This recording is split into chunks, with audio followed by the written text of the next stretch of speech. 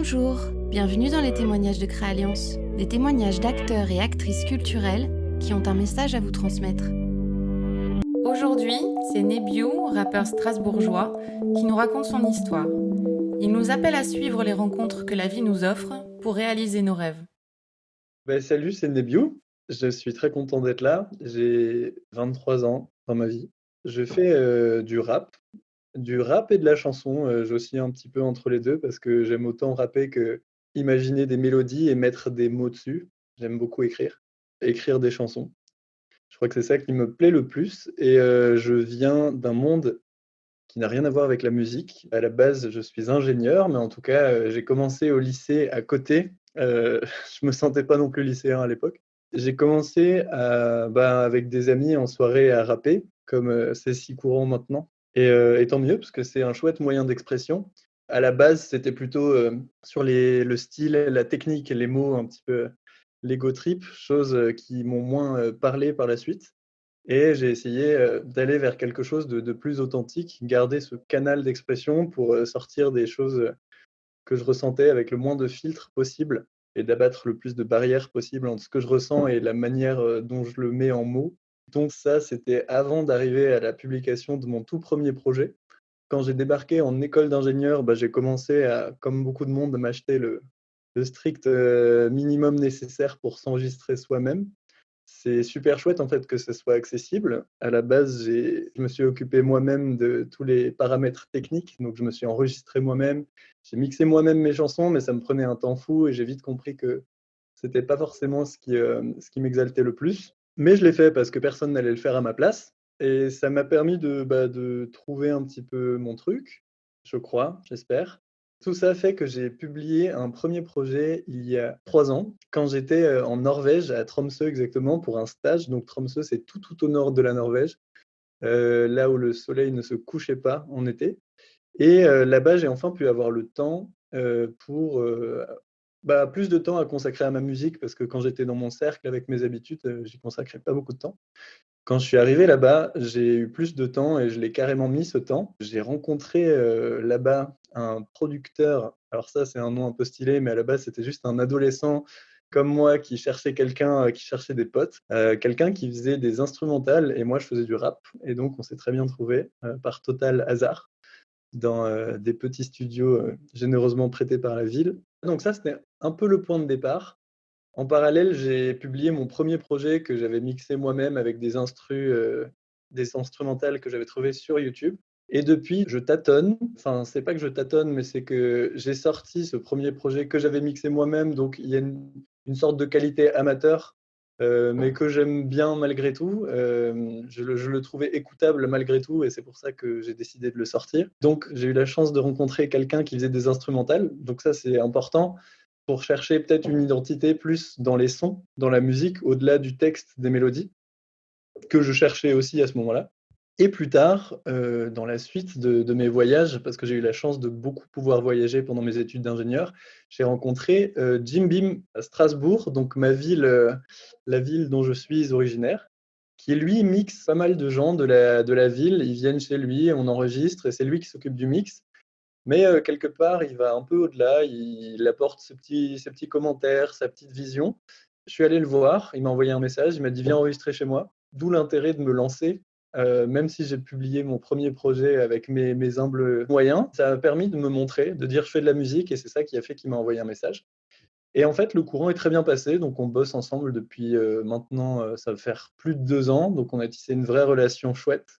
Cette relation, elle s'est concrétisée autour de mon projet, enfin j'ai envie de dire de notre projet, mais du projet VAP, qui est un projet un peu expérimental avec plein d'idées boiteuses de chansons que j'avais écrites depuis des années, qui, avec lui, sont devenues des vraies chansons. En fait, il avait vraiment tous les outils pour donner vie à toutes les idées qui s'entassaient, en fait, dans ma tête. Ça m'a permis de les sortir, de les figer, d'en faire quelque chose et de les sortir au monde et c'est à ce moment-là que moi, en fait, je m'en «débarrasse» entre guillemets, qu'elles m'appartiennent plus et que j'avance et donc c'était super chouette. Ça s'appelle VAP. C'est un album de 13 chansons ou 12 plus exactement et en fait, c'est quand même pas trop ce que je voulais faire à la base, plutôt du rap, avec les codes du rap que j'aime. en essayant d'y insuffler le plus de sens et d'authenticité, possible. Mais Vap, c'est presque plutôt de la chanson. Il y a un côté expérimental qui fait que, bah, je me suis quand même montré un peu, j'ai montré ce que je savais faire. On a commencé à atteindre une qualité, presque professionnelle, je dirais, dans l'enregistrement. C'était plus agréable à écouter, mais c'était pas vraiment ce que je cherchais à faire depuis le départ. Et par la suite est sorti, un petit projet, deux trois chansons, puis un mini album qui s'appelle Sobre, engagé, pour l'écologie. Raison pour laquelle on s'est rencontrés avec le réseau, Créalliance. Parce que en fait, lorsque j'ai atteint Sobre, un projet du coup de rap de, 6 chansons et un auto TEDx, où je parle tout seul pendant 10 minutes, je me suis senti assez fier d'un projet, où je suis allé vraiment jusqu'où je voulais aller, techniquement et dans le sens. J'ai l'impression que j'étais arrivé un peu à destination de ce que je voulais faire quand j'ai commencé à m'enregistrer tout seul dans ma chambre et que donc c'était le début, c'était un point de départ. Et donc j'ai eu, comme j'en étais fier, bon, j'étais à chaque fois fier, mais là, j'ai senti l'énergie pour le partager à plein de monde, par mail, par, Instagram, donc ça a fait de moi quelqu'un de relou, mais ça m'a permis aussi de rencontrer des gens chouettes comme vous. Et en fait, Sobre, c'est 6 chansons engagées que j'ai écrites assez récemment. Mais si vous avez suivi, je sais que c'est pas évident. Il y a 3 ans, du coup, quand j'étais en Norvège et que j'ai rencontré le producteur donc qui s'appelle, Alex, et ben, depuis, il m'a envoyé plein, plein d'instrumentales. Comme avec Jim Beam, c'est une relation qui a évolué et grandi et au final, j'ai écrit, vraiment un beau nombre de chansons sur des instrumentales, à lui. J'attendais que les étoiles s'alignent, que toutes les conditions soient réunies, que moi j'apprenne aussi un petit peu à mettre en forme un projet avant de le sortir et donc avant de sortir mes premières chansons sur les instrumentales d'Alex, qui je dirais ont peut-être une identité particulière puisqu'on reconnaît sa patte à lui au niveau des instrumentales. Et ce que j'ai fait avec ce petit EP de 3 titres qui s'appelle Voix. Aujourd'hui, je passe une journée exceptionnelle. C'est comme ça que j'avance. La cohérence, c'est la canne du boiteux qui marche sans fin, qui sait que le bonheur c'est le chemin, qui sait se servir de ses mains pour faire avancer le schmilblick humblement à sa mesure. C'est du travail d'équipe, si elle est nulle, il continue de vivre. Quand t'as soif, qu'il y a quelqu'un qui te dit que pour toi il a à boire et que paf, y a plus rien, ça fait du mal, donc sois fiable. Le boiteux sait qu'il peut compter sur lui-même pour prendre soin de lui. C'est sa beauté, son charme, il sait que les autres peuvent le faire aussi. Hier j'étais boiteux, aujourd'hui je le suis aussi, mais j'ai ma canne bien en main, alors ma vie aussi. Je suis hostile à toutes sortes d'idées noires de suicide. Parfois ma canne m'échappe, je reste calme, pas de panique, je sais que ça arrive. Fier d'être fiable, pour moi les autres et la vie. Je me sens beau, je sens que je rayonne une lumière vive. Je ne sais pas où je vais mais j'ai confiance en mon bateau, je navigue calmement sur l'océan de tracas absurdes qu'est la vie. Donc par rapport à voir un petit peu les valeurs ou les choses qui me guident ou que je souhaite défendre dans ma musique, c'était, dans un premier temps, l'authenticité, essayer d'abattre le plus de frontières entre ce que je ressens et comment je le dis. Alors je sais que c'est pas forcément, possible, mais ou que ça marche pas pareil avec tout le monde. Mais de l'exprimer le plus comme ça me vient, sans trop réfléchir en fait. Ça a commencé comme ça, et ça m'a permis d'extérioriser des émotions de manière, vraiment thérapeutique et de me faire du bien. J'ai découvert ça. Puis est venu Sobre, donc là, il y a un côté vraiment engagé qui allait aussi à l'encontre de ce que je fais, à côté de la musique, c'est-à-dire, l'ingénierie où là, j'étais dans le domaine de l'eau et l'environnement et en fait, j'entendais, par plusieurs sons de cloche que la situation dans laquelle on se trouve actuellement sur la planète Terre n'est pas, des toutes meilleures, disons-le comme ça, qu'il y a beaucoup de choses à faire, de combats à mener pour que ça change. Et j'avais en tête déjà depuis longtemps cette, sensibilité à l'environnement, à l'écologie, à la planète. Enfin, je pensais que j'allais écrire dessus un jour, mais je ne savais pas comment et c'est venu donc pendant le premier confinement. Ça s'est fait par la découverte d'instrumentales de quelqu'un d'autre que Alex, dont je parlais, avant et qui a produit, Voix. Donc il y a vraiment un passage entre les 2 à autre chose. Mais donc, pour revenir sur Sobre, il y avait un côté très révolté, un côté un peu rock qui marchait bien dans ces instrumentales que j'ai découvert par hasard et qui m'a fait écrire d'un coup sur ce sujet qui était dans ma tête depuis un bail. Et donc, c'est sorti très, très naturellement. Ça m'a fait du bien, en fait, d'extérioriser ça, d'essayer de défendre quelque chose qui m'était cher. Et au final, après, une fois que ça a été un petit peu déchargé, il y a eu la prise de recul où je me disais: «Bon, je mets quand même un peu les 2 pieds dans le plat» et je voulais aller dans quelque chose de plus intime. C'était, très chouette cette expérience Sobre. En fait, pendant le processus de sortie, je suis allé à Paris rejoindre des militants pour le climat, militants et militantes pour le climat, et ça m'a rempli d'une énergie de revendications, et j'étais à la fois vraiment admiratif de ces combats-là et je crois que, dans un coin de moi, je m'y retrouvais pas non plus totalement. Sur le moment, je m'en rendais pas compte. Je parle de ça avec un petit peu le recul.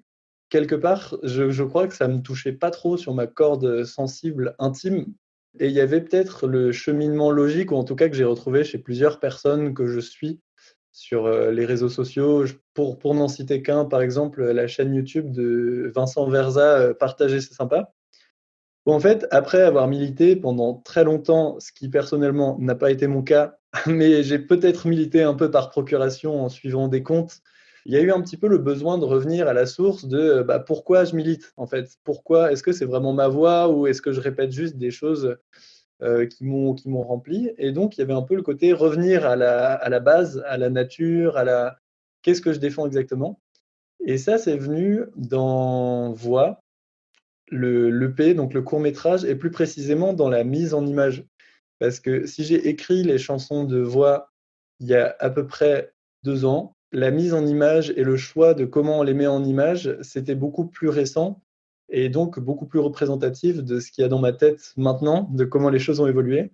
Et ça permet d'avoir un regard plus actuel sur des chansons qui restent actuelles, mais dont le sens peut changer. Et donc, le lien entre Sobre et Voix, il y a un passage puisque c'est pas les mêmes personnes qui font les instrumentales, mais il y a quand même un lien parce que je disais avant que j'étais allé sur Paris rencontrer les militants climat. C'est là-bas que j'ai rencontré par hasard un gars qui s'appelle Nicolas Dubois, qui est photographe à la base et qui a filmé des images de manifestations qui ont très, très bien illustré, le morceau «Changement» de Sobre, qui est le plus revendicatif. Donc, j'étais attaché à l'ambiance de ce morceau et j'imaginais des manifestations.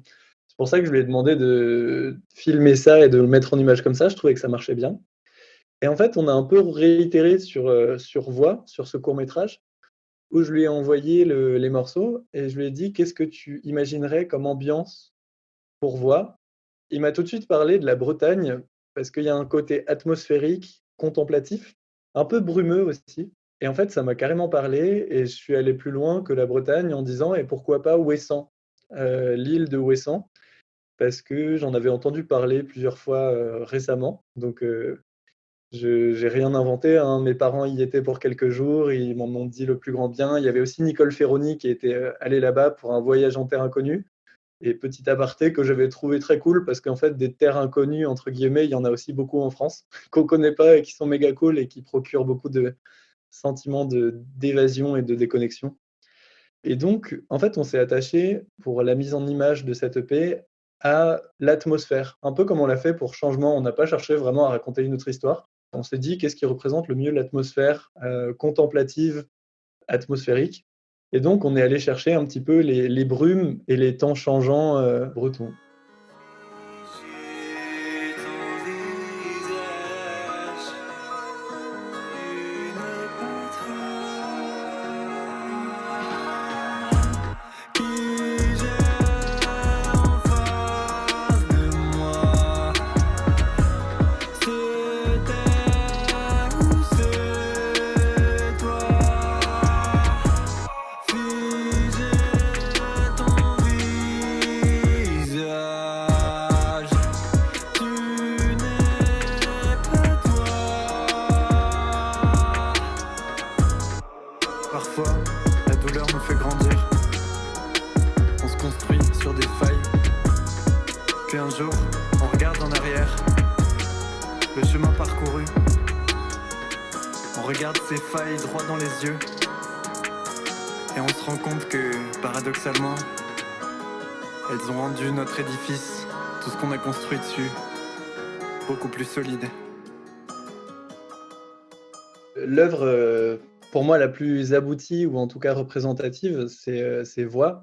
Parce que déjà, c'est un court-métrage et je trouve ça intéressant d'avoir 3 chansons à la suite mises en images qui sont sur une même ambiance et c'est d'ailleurs, ça qui nous a amenés vers le choix d'un court-métrage et c'est un format de 12 minutes qui permet aussi des images plus contemplatives, plus lents, un montage plus lent, où ça part pas dans tous les sens avec pas 1000 effets spéciaux, quelque chose de plus sobre. Et en fait, donc déjà, ça, je pense que ça représente bien mon état d'esprit ou en tout cas ce à quoi j'aspire, de prendre le temps de regarder les choses. Sur la question des textes, il y a quelque chose de plus intime qui est assez intrinsèquement lié aux instrumentales d'Alex. Je suis content d'en être enfin arrivé là parce que je savais que je voulais faire ça depuis très longtemps et je sais que c'est le début d'un fil, d'une belle pelote. C'est une partie émergée d'iceberg de quelque chose, derrière, de plus de collaboration avec Alex, pour lesquelles je suis enfin prêt, je pense. Donc c'est le début d'une phase et donc il y a plein de différents aspects un peu complexes dans Voix. J'ai l'impression que ça résume un peu tout ce que j'ai fait, d'ici là, tout ce que je suis. Donc il y a le côté contemplatif, il y a la marche, le vélo, le côté local, puisqu'on est à Ouessant, prendre le temps et il y a aussi le petit piment, du genre qui amène un aspect onirique dans le clip puisqu'il y a cette robe blanche qui donne forme au vent. C'était un peu le but et c'était aussi un peu le but de titiller un petit peu, qu'est-ce que la virilité? Est-ce que c'est quelque chose qui est remis en question quand on porte une robe ou pas et en quelle mesure?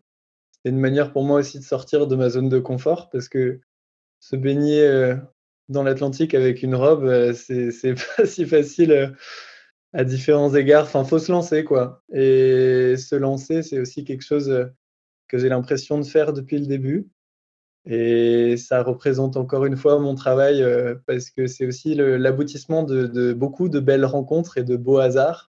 La robe, c'est une couturière de Charleville que j'ai rencontrée par total hasard dans le train lorsque je me rendais, à un concert pour une clôture d'un camp climat, donc que j'ai rencontré après Sobre. Donc merci à Alternatiba et à Music Declares Emergency pour ça encore. Et donc en fait, j'étais très, très content de l'avoir rencontré. On s'est tout de suite raconté nos vies alors qu'on ne se connaissait pas, donc ça a tout de suite matché.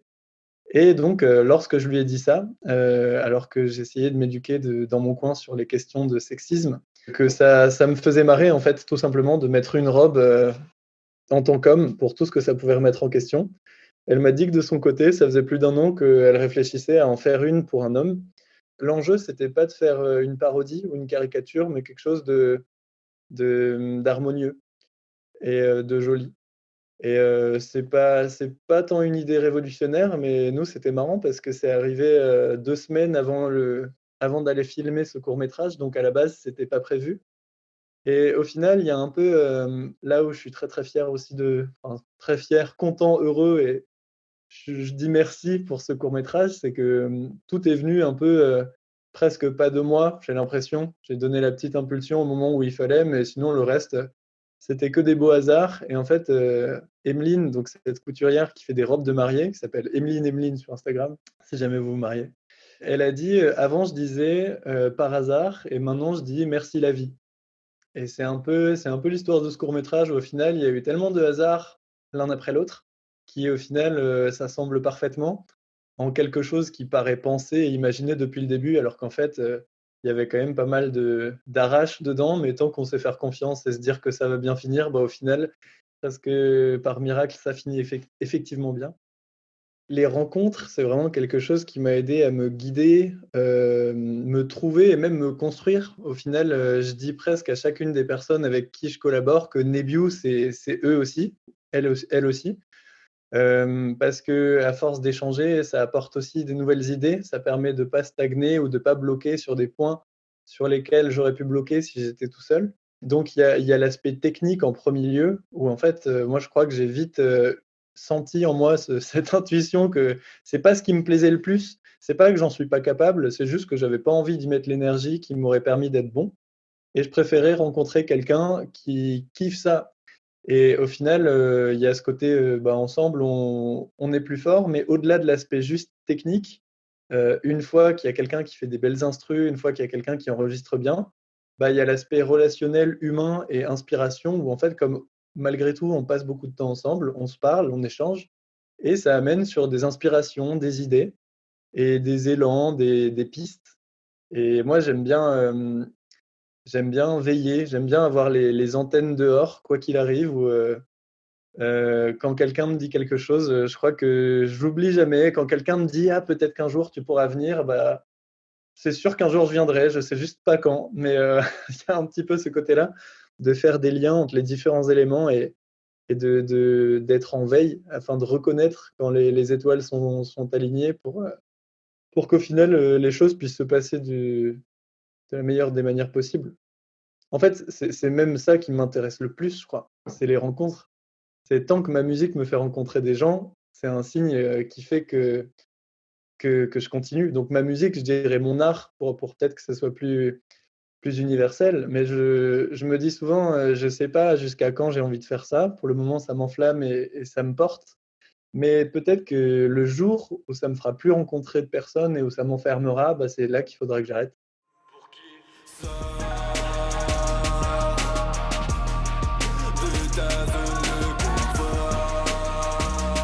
N'endors pas, ouvre tes yeux, ton cœur devient fort.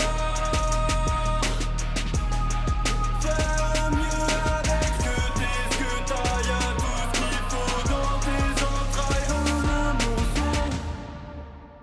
Sobre, sobre, sobre, sobre, sobre, sobre. Oh, sobre, sobre, sobre, sobre, sobre, sobre, sobre,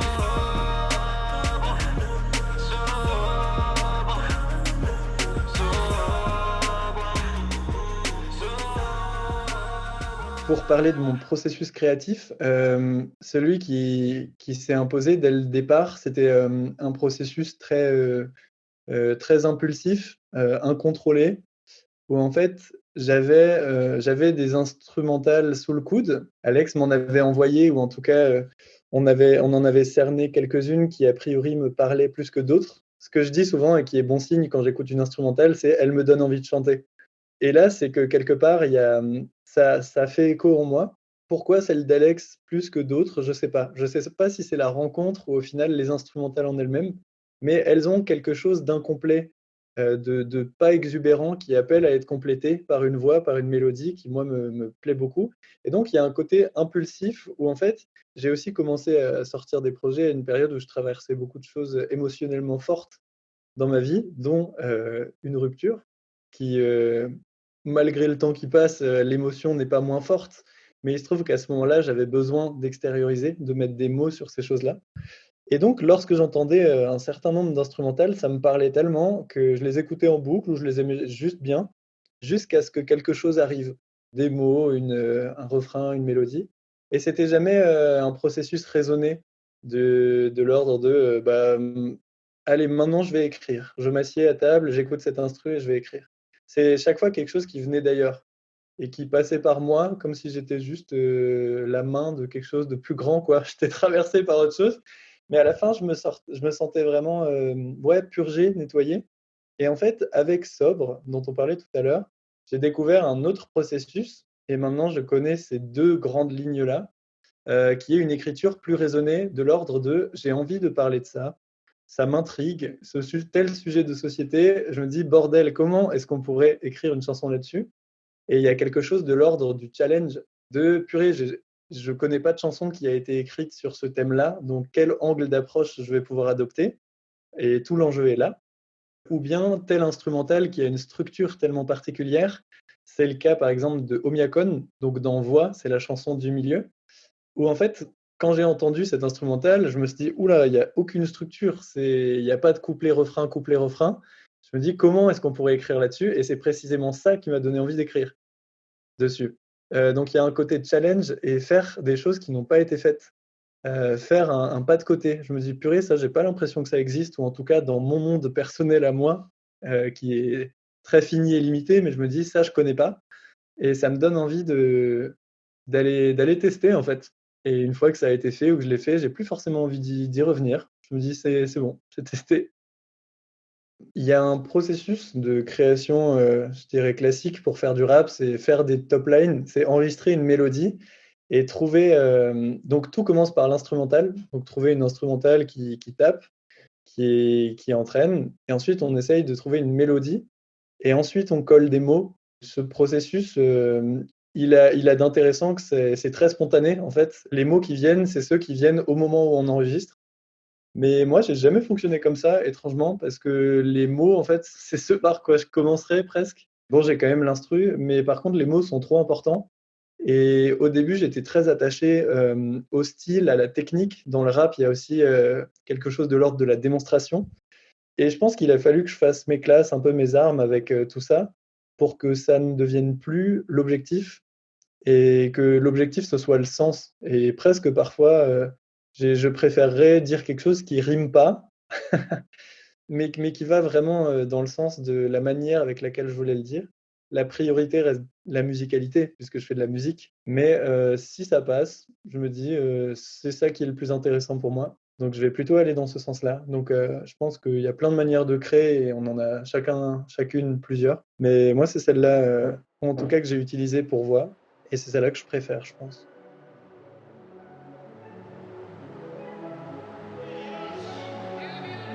Je n'ai de cesse de raconter avec ma voix comment j'aimerais trouver ma voix, comment j'essaie, ce que je vois, ce que je fais. Tout ça pourquoi voir en arrière, un jour plus tard, et être fier d'un doux regard, comme la mer qui sans savoir s'est rassurée. Prendre les voiles, s'il le fallait, tendre les bras, aussi à moi-même. Prendre l'espoir et m'y affaler. M'y accrocher comme à une bouée de sauvetage, comme s'il n'était pas possible de faire naufrage. J'écoute ma folie, j'attends le jour où elle me fera faire ce qui me prouve qu'elle existe. Trouver mon paradis, mon enfer par l'exil, partir pour mieux revenir mais partir. Sentir les caresses imperceptibles de l'ombre avec ma guitare, mon vélo, mes miroirs, de l'amour que j'ai pour la vie, pour les autres. Comble-moi silence, montre-moi l'errance comme un arbre, une plante verte, doucement, pas à pas j'apprendrai dans la souffrance. Je grandirai à la fois lentement et tellement vite, j'en ai jamais assez. Comme un américain en Italie qui boit un café. J'aimerais aller en Afrique comme un déchet électronique, apprendre la richesse de la pauvreté. L'humilité, le partage, savoir enfin où je vais, ce que je veux et ce que je peux faire. Partir à la découverte d'un monde à la dérive et de gens formidables. Je dis ça, je connais même pas mon pays. Je connais même pas mes racines. Mon seul problème dans la vie.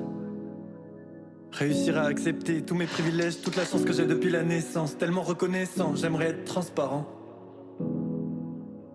Pour que chacun puisse voir tout ça. On ne désaime pas. J'aurais tendance à penser que les personnes qui pourront le mieux me comprendre, c'est les personnes à peu près comme moi. En fait, je pars du principe que ce que moi je ressens, tout le monde l'a ressenti ou peut le ressentir, puisqu'on est tous humains et humaines.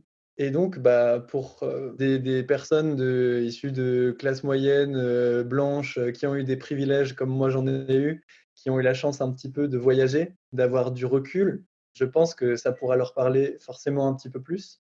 Si je prends un peu de recul sur mon parcours, si j'en suis arrivé à contempler la beauté du petit et du local de Ouessant et d'autres paysages français, c'est aussi que j'ai eu la chance de passer par la Norvège avant, par le Canada, pour 4 mois au Canada d'études et pour 3 mois de stage en Norvège.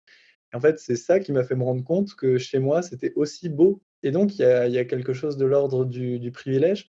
Ça, c'est pour les textes, je pense. Mais ensuite, j'ose espérer et j'aimerais bien que, en utilisant les codes du rap qui au final, c'est des codes plutôt urbains. À la base, le rap, c'était vraiment, les clichés, d'ailleurs qui ont la vie dure, mais de cité, de racailles et cetera. Moi, c'est ça que j'ai adoré dans le rap au début, c'était l'énergie. Bah, en reprenant ces codes qui, moi, m'ont beaucoup parlé, bah, j'espère que musicalement, au-delà des textes, ça peut parler à plus de monde que juste, ceux qui ont vécu, des choses similaires à ce que j'ai vécu et je pense que moi qui cherche l'apaisement et les rencontres, bah, je pense que, quel que soit le milieu, je suis pas le seul à chercher ça Et il y a aussi quelque chose qui va au-delà des mots, qui est ce qui est entre les mots qui peut toucher. Et c'est même plus ça que j'espère qui touchera des gens. Mais donc, je vise personne de précis dans la musique. À la base, j'ai la chance aussi de faire la musique par plaisir pour le moment. Je n'en gagne pas ma vie. Et donc, je partage ma musique à qui pourra ou saura être touché par elle et à qui veut l'apprécier.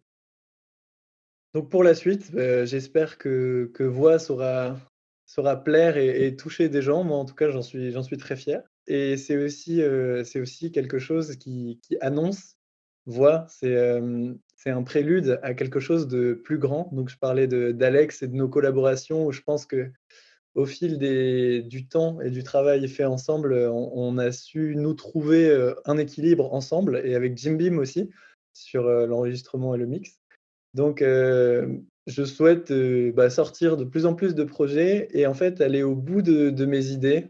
Quand j'ai une idée, c'est très dur de revenir en arrière et je serais frustré jusque dans la tombe si je me donne pas les moyens au moins d'y arriver, ou bien de comprendre pourquoi c'est pas possible. Et donc, en parallèle, j'ai aussi découvert le live récemment, où j'aimerais bien m'y essayer. J'aimerais bien, travailler cet aspect-là pour, partager quelque chose de plus réel avec les gens. Et pour plus tard, est-ce que j'aimerais vivre de ma musique ou non? Pourquoi pas?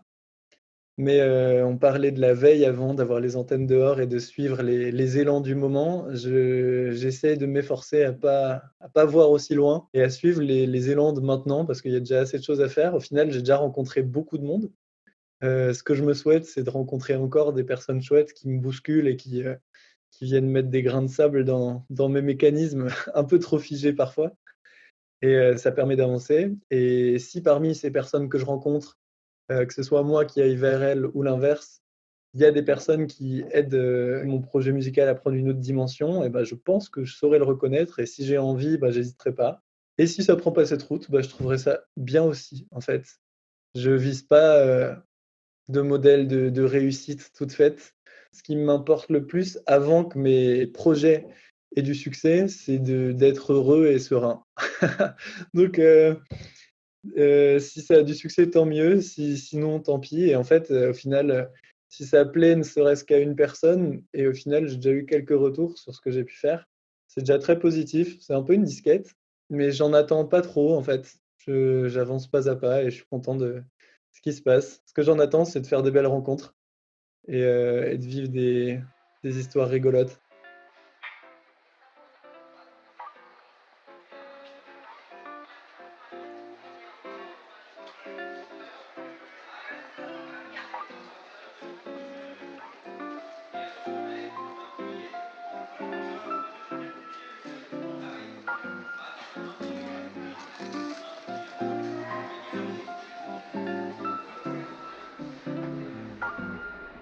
J'écris ces quelques mots car quelques morts passent. N'écoute pas ce guitariste qui pratique un métier à risque. Mais pas pour lui, il joue, pas pour les morts, il joue pour le son puis frappe avec ses accords. Qu'est-ce qu'il m'arrive? J'en ai presque marre, il m'empêche de checker ma montre, m'ordonne de rater mon bus, c'est contre toute attente. Je crois maintenant que tout attendra, je me demande ce qu'il attend pour ne jamais s'arrêter.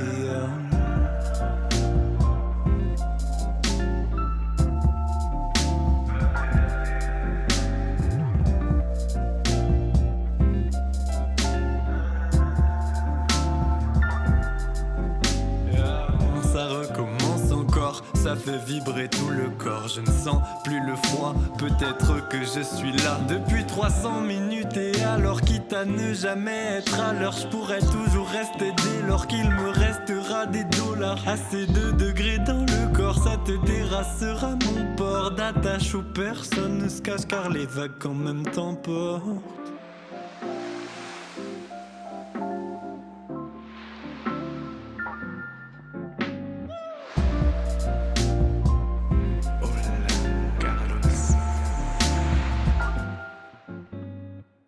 Et donc par la suite aussi, il y a une volonté de mon côté, professionnel de réduire aussi mon temps de travail, demander un temps partiel, peut-être un 80 pour commencer, pour laisser plus d'espace à ma musique, à la créativité, parce que mine de rien, ça prend vraiment du temps. Ça prend aussi de l'argent. Et sur cet aspect, j'ai de la chance justement d'avoir un travail qui, malgré tout, est plus qu'alimentaire, puisque ça m'intéresse aussi les thématiques énergie-climat que je peux y aborder.